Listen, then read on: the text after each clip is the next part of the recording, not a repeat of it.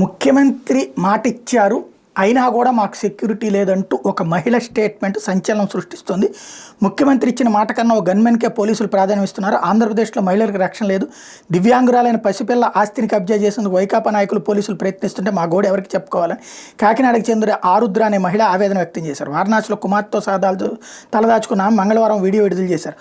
ఆంధ్రలో పోలీసుల బాధ తట్టుకోలేక కాశీలో ఉంటున్నానని, తనకు తన బిడ్డకి ఏం జరిగినా ఓ డీఎస్పీదే బాధ్యత అన్నారు. అర్ధరాత్రిలకు పోలీసులు రావడం ఏంటి, ఎన్నిసార్లు స్టేట్మెంట్లు ఇవ్వాలి, చంద్రబాబు పవన్ కళ్యాణ్ డీజీపీకి లేఖ రాసిన నాకు రక్షణ ఇవ్వలేకపోయారని కన్నీటి పర్యంతమయ్యారు.